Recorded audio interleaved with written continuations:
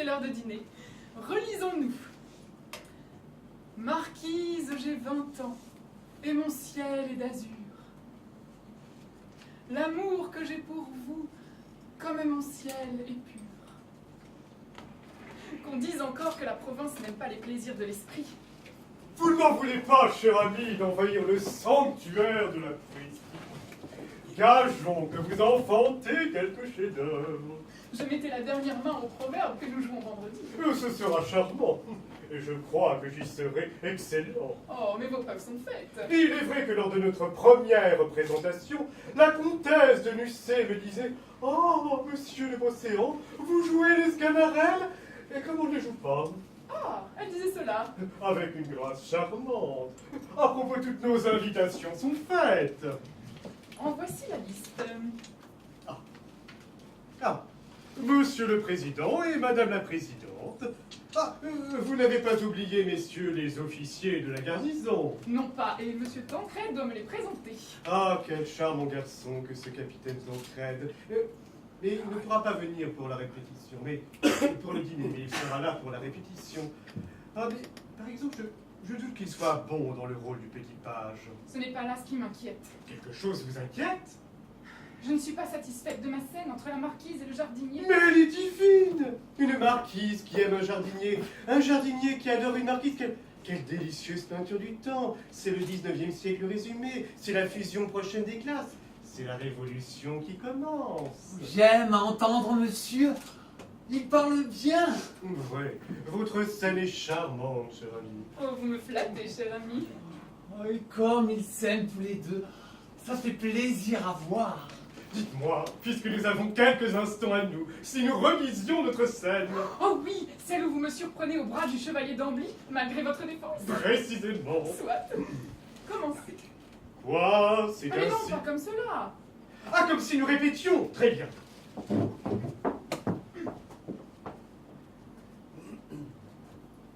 Quoi? C'est ainsi, madame, que vous obéissez aux ordres d'un époux? Fille, monsieur le marquis, vous êtes un jaloux. Qui dit mari jaloux dit épouse coquette. Le chevalier d'Ambly vous parlait en cachette. Vous êtes un tyran et nous divorcerons. Soit, nous divorcerons. Ah oh, Le maladroit. ils paraissaient si bien ensemble tout à l'heure. Eh bien, dîner. Monsieur est servi. Venez-vous, cher ami. Cher ami, comme ces gens du grand monde dissimulent, mon Dieu. Laissez-nous. Prosper nous servira. Eh bien, je ne suis pas fâché qu'il s'en sent plus. Ah. Mademoiselle Elisa, ah, tant mieux. Vous venez à point pour me régaillardir le cœur. Vous avez du chagrin, monsieur Jean. Serait-ce à cause de mon départ? Ah, c'est vrai. Vous quittez la maison. Et j'entre demain chez madame la comtesse de Nucé. Encore une chose qui me chagrine. Et qui vous chagrine aussi. Parillon. Qu'en savez-vous? Tenez, mademoiselle, il n'y a que 4 jours que j'ai quitté mon pays, Feybilo, pour venir ici. Et depuis 4 jours, il me semble que quelque chose se passe entre nous. Ah, que vous me plaisez, que je vous plais pareillement et que... Voulez-vous bien vous taire et me laisser voir si tout est prêt pour la répétition? Vous dites? Bon, la forêt, là. Un arbre qui pousse en plein salon. Mais non, c'est le décor pour la pièce que nous allons jouer vendredi. Quelle pièce? Quel décor? C'est juste, villageois que vous êtes, vous ignorez. Mais sachez qu'à La Ferté, comme à Paris, on a la fureur de jouer la comédie. La comédie? Quelle comédie? Ah, serait-ce donc la comédie comme la comédie que les comédiens jouent à la foire de Feybilo? Imaginez-vous que ces farceurs-là se déguisent toujours en d'autres personnes que leur personne et débitent des histoires qui ne sont jamais arrivées pour 5 sous par personne. Ah, c'est à peu près cela, moins les 5 sous par personne. Et si je n'avais pas craint de désoler ma famille, je me serais faite actrice, moi. Ah oui, je me sens des dispositions. Oh, ah, si je devais jouer la comédie, moi, je m'habillerais toujours en marquis. Vous savez, les culottes courtes, les bas de soie aux chevilles, et je ferais la cour à toutes les femmes. Mauvais sujet. Gageons que vous en comptiez à toutes les femmes de votre village. À toutes, non. Oh, mais bien aux 3 quarts. Ah, ils s'en vantent. Que voulez-vous? Ah, j'aime les jolies filles, moi. Je suis né avec ce goût-là. Oh, ce n'est pas ma faute. C'est la faute de mon caractère. Et puis, je vais vous dire, le plus souvent, je ne courais pas seulement après celle de Fay-Pilot, mais c'était elle qui courait après moi. Parce qu'il paraîtrait que je suis assez bien de ma personne. Le fat. Possible. Mais aussi vrai qu'on m'appelle le beau Jean. Si vous voulez toucher là et devenir ma femme, bonsoir les autres. Il n'y aura d'amabilité que pour vous. Ah, ainsi, monsieur Jean, quand je vais être parti, vous me promettez de ne jamais regarder la nouvelle femme de chambre de madame. Je vais venir une autre. Une Jane. Répondez. Je vous le promets. Mais avouez que j'ai de la malchance d'arriver ici au moment où vous partez. Oh, je me plaisais déjà dans la maison. Bon gage, forte nourriture, pas grand chose à faire et agréable compagnie, mademoiselle Elisa. Et voilà que vous partez. Ah, il y a bien une place de cocher vacante chez madame la comtesse de Nussé. Oh, je ne sais pas conduire. Oh, tenez, asseyez-vous. Et puis, ce serait de l'ingratitude à moi de quitter monsieur, lui qui m'a tiré de la charrue pour m'élever au rang de valet de chambre. C'est bien cela. Dame, c'est que je suis un domestique dévoué à mes maîtres. Oh, d'abord, oh, j'aime monsieur. Oh, vrai, il me revient cet homme-là. Ses gestes magnifiques, sa démarche de sous-préfet. Et madame donc, si bonne, si douce, oh, si pleine d'attention pour moi. Oh, je crois que je l'aime encore plus que monsieur, madame. Premièrement, c'est une femme. Et une belle femme, s'il vous plaît. Ah, rien ne lui échappe. Oh, de ce côté-là, non. Tenez, vous allez rire. Mais ces 2 jours-ci, madame est allée au bal, n'est-il pas vrai? Sans doute. Et après? Eh bien, les 2 fois, sans avoir l'air d'y prendre garde, je me tenais sur son passage. Dans les escaliers, dans le salon, partout, pour avoir l'agrément de la voir en robe de bal. C'est quelquefois au bal qu'elle s'est déshabillée, les bourgeoises de la Ferté. Hein? Et moi, oh, j'aime ça. J'aime ça. Oh, je mentirais si je disais le contraire. Mais j'aime ça. On se sent que madame est joliment faite. Monsieur Jean. Dame, ça fait toujours un domestique de penser que sa maîtresse sera la plus belle dans les endroits où elle va. Car je défie les autres d'être aussi avenantes. Aussi... Monsieur Jean, quelqu'un. Annoncez le capitaine Tancred, ou plutôt le chevalier d'Ambly. Chevalier? Oh, j'aime ce nom qui me donne les grandes et petites entrées chez la belle Madame de Beauséant. Monsieur et madame sont encore à table. Eh bien, je vais les attendre. J'en profiterai pour répéter mon rôle. Et voilà donc ce chevalier d'Ambly qui va en compter à madame. Mais je ne le perdrai pas de vue, moi. Pour ce que je ne veux pas que monsieur et madame divorcent, moi. Je vais prévenir monsieur. Va, mon garçon, va.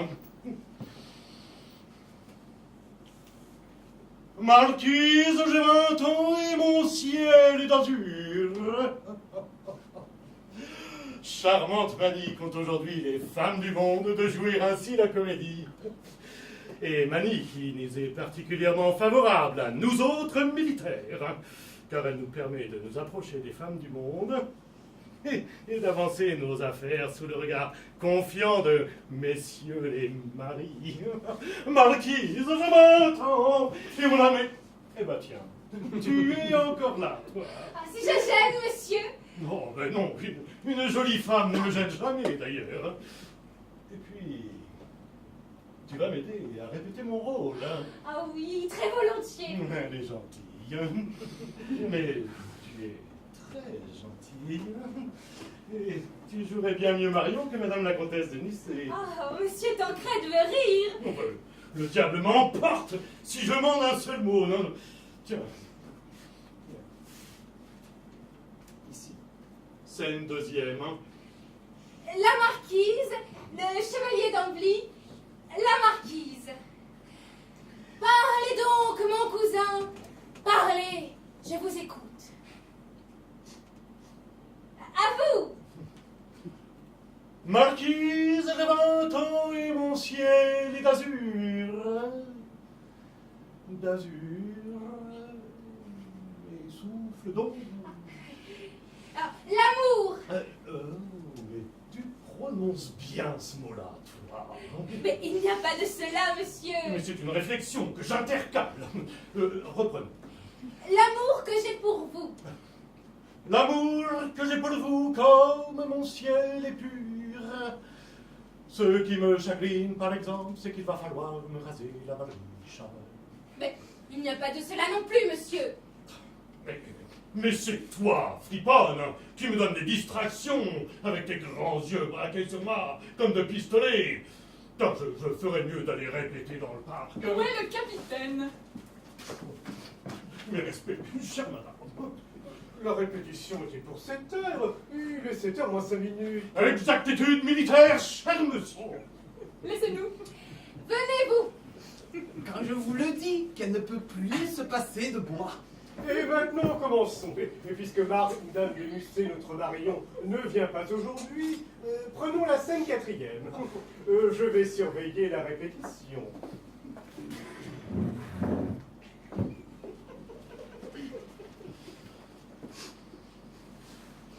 À vous, monsieur Tancred. Quelle fête, marquise. Pardon, ce n'est pas cela. Moi, je dirais ces mots, quelle fête marquise, de manière à ce que le public vit tout de suite que le chevalier aime sa cousine, et que la beauté de la fête est tout entière pour lui dans la beauté de sa cousine. Comme cela. Quelle fête, marquise. Que pense-t-elle de l'intonation? Excellente.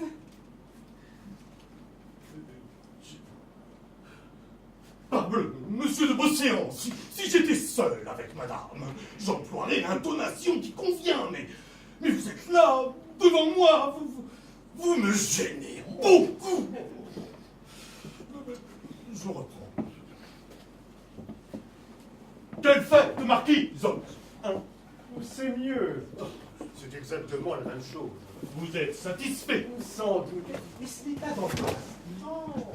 Mais songez que vous avez 30 ans, que vous êtes tendre et que vous aimez la marquise. Ah, et si vous preniez la main de la marquise, c'est-à-dire de ma femme, prenez la main de ma femme et nous jugerons des faits. Mais à quoi bon? Oh, sans plus je le seul, cher ami. Bon, si vous le voulez. Très bien. Enfant, éloignez-vous. Je vous l'ai déjà dit, le marquis est jaloux. C'est froid, c'est froid. Mettez plus de chaleur, cher ami, plus de cœur. Ayez du cœur, que votre voix, que votre geste, tout disent que vous aimez le capitaine. Pardon, le chevalier. C'est ça. Aimez-moi donc un peu, madame. Et dites enfant, éloignez-vous, de manière à ce que le public vit bien que vous voudriez qu'il restaure. La finesse est là, n'est-il pas vrai? Répétez un peu, enfant, éloignez-vous.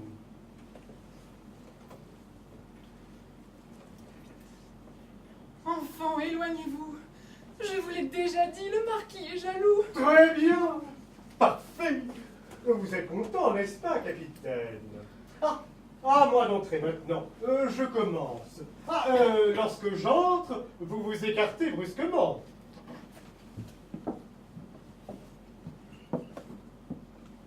Vous ici, capitaine. Et malgré ma défense, vous avez pris séant. Vous avez pris séant.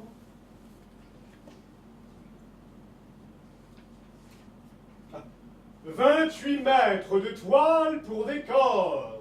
Hein? Mais qu'est-ce que je raconte? Oh, suis-je bête? C'est le mémoire de mon tapissier. J'ai oublié mon rôle, je vais le chercher. Reprenez la scène et de l'entrain, de la verve. Enfin, nous sommes seuls. Nous pouvons remettre la répétition. C'est-à-dire que vous me renvoyez, madame?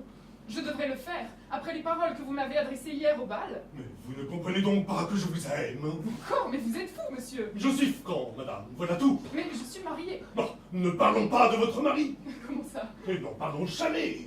Ayez comme moi le courage de l'oublier.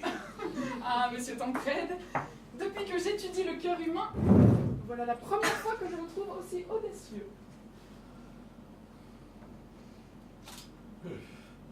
Vous n'avez donc pas deviné, madame, quelles pouvaient être les souffrances d'un pauvre officier en garnison. Seul, désœuvré, qui ne demanderait qu'à ouvrir son cœur à tous les sentiments, et pleurer, et auquel on refuse une parole de sympathie. Oh, mais vous êtes injuste. Ne voyez-vous pas que nos âmes sympathisent? Cela fait 2 mois que nos âmes sympathisent. Qu'une amitié fraternelle existe entre nous et que je suis votre sœur. Oh, vous êtes ma sœur, sans doute. Eh bien, Cette amitié, quelque précieuse qu'elle soit, devient insuffisante. relevez-vous, monsieur. Jamais. Comment ça? Jamais? Je ne sais plus ce que je dis, ma parole d'honneur. Relevez-vous ou vous me verrez dans l'obligation de vous interdire désormais. N'ajoutez rien de plus, madame, je n'insiste pas. Je vous aimais, vous refusez cet amour. N'en parlons plus. Je donnerai suite à une résolution désespérée. Que voulez-vous dire? La semaine prochaine, je quitterai cette ville et je retournerai au dépôt pour y former des recrues. Et ma comédie? C'est impossible. C'est l'exacte vérité, madame. Aussi bien mon départ devient nécessaire. Je ne puis vivre à vos côtés sans vous aimer. Je ne puis vous aimer sans vous le dire. Et puisque vous condamnez cet amour au silence... Voyons, monsieur Tancrède. Soyez raisonnable. Restons bons amis. Et ne me parlez plus de ce vilain départ. La menace à portée. Ce départ est maintenant décidé avec mon colonel. Encore? Et je ne saurais revenir sur ma propre demande sans compromettre mon avancement. Mais vous ne compromettrez rien du tout, monsieur. Vous irez trouver votre colonel, qui est un charmant homme. Mais car il est charmant. Vous le prierez d'envoyer un de vos camarades pour former vos recrues, et nous aurons ainsi l'immense plaisir de vous garder auprès de nous. Elle se livre. Allons, madame, vous faites de moi ce que vous voulez. J'irai parler au colonel. Et si vous alliez le voir sur le champ? Mais notre répétition. Eh bien, nous la reprendrons dans la soirée, quand vous viendrez me dire que vous ne partez plus. Car j'attends votre visite, ingrat. Charmante. Je vais vous reconduire à la grille du parc. Dites après cela que je ne suis pas la meilleure des femmes. Oh, vous êtes un ange. Encore? Eh bien, il se passe de jolies choses ici. Après cela, quand on se fâche avec son mari, faut pas se gêner. Il faut bien se raccommoder avec un autre. Mon maître avait bien raison de se méfier de ce chevalier d'Angly. Mais je m'en vais lui raconter. Je m'en vais lui dire, moi, comment ce gaillard-là se conduit à l'égard de madame. Justement, le voilà. Oh, je ne parviens pas à retrouver mon rôle. Tiens, le capitaine n'est plus là? Non, monsieur. Oh, tant pis. Tant mieux, monsieur. Qu'est-ce que tu dis, mon garçon? Oh, je dis, tant mieux, monsieur. M'expliqueras-tu? Oh, je n'ai pas le temps d'écouter. Il faut que vous ayez le temps.